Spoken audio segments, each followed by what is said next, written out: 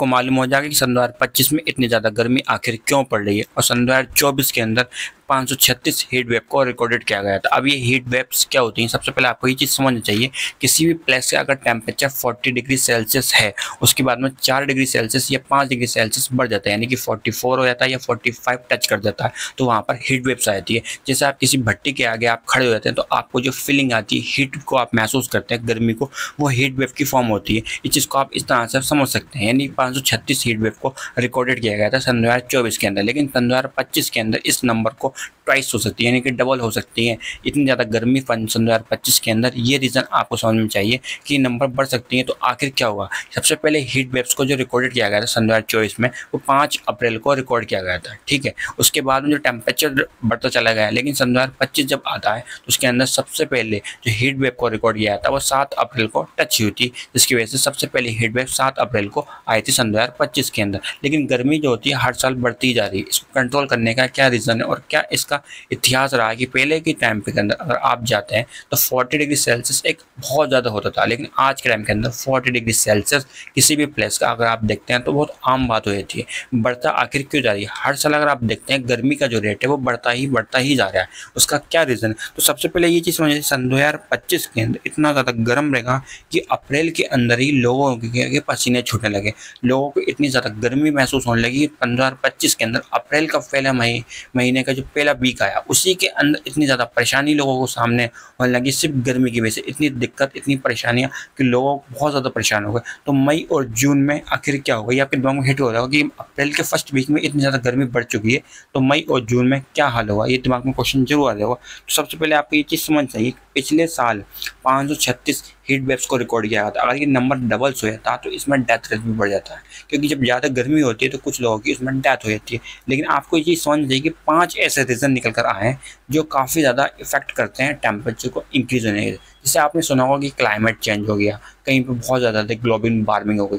तो आखिर वो रीज़न होता है क्या? हर साल जो गर्मी बढ़ती जा रही है, पहले के टाइम पे अंदर टेम्परेचर इतना ज़्यादा टच नहीं करता, लेकिन आज जो टेम्परेचर 50 टेम्परेचर जाने की प्लस जाने के चांस पूरे चांस है, 57 डिग्री सेल्सियस तक टच कर सकता है, इतना ज़्यादा टेम्परेचर बढ़ सकता है। लेकिन आपके साथ हम शेयर करते हैं 5 ऐसे पॉइंट। सबसे ज़्यादा बात करते हैं डिफॉरेस्टेशन। आज के टाइम के अंदर इंडिया के अंदर बहुत तेज़ी से जंगलों को काटा जा रहा है। अभी अगर आपने तेलंगाना के अंदर, जैसे आपने न्यूज़ सुनी होगी कि 400 एकड़ जंगल को एक ही पल भर के अंदर काट दिया गया, एक ही रात के अंदर समेट दिया गया।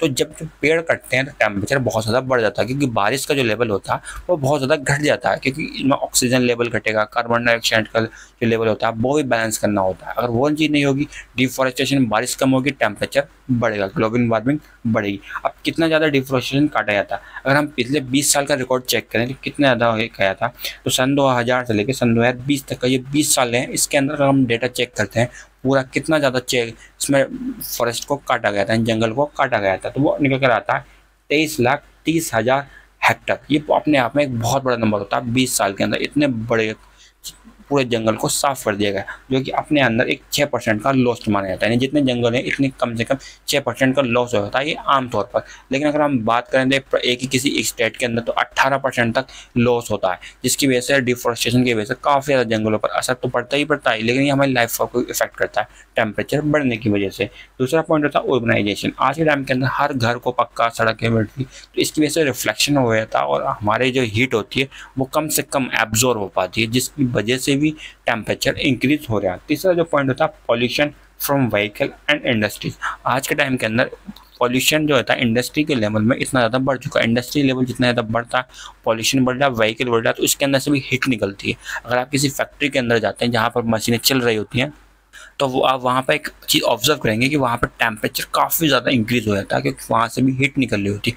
हर तरह से वो काम हम कर रहे हैं जिससे टेम्परेचर हर साल इंक्रीज हो रहा है। और इस तरह से बढ़ता जाएगा तो 50 डिग्री सेल्सियस आने वाले टाइम के अंदर एक कॉमन बात हो जाएगी, जिसकी वजह से काफ़ी ज़्यादा लोगों को परेशानी का सामना करना पड़ेगा। फोर्थ पॉइंट होता है over use of ground water. आज के टाइम के अंदर हम जो पानी का इस्तेमाल करते हैं ना, कार धोने के लिए, बाइक धोने के लिए, ऐसा यूज़ करने लगते हैं, तो कम से कम हम पानी को लिमिटेड यूज़ करते हैं, और उसको कम से कम, क्योंकि जब ज़मीन का जब ग्राउंड वाटर का लेवल घटता है तब भी टेम्परेचर बढ़ता है, क्योंकि ज़मीन को जितने नीचे हम जाते जाएंगे इतना ही टेम्परेचर बढ़ता जाएगा।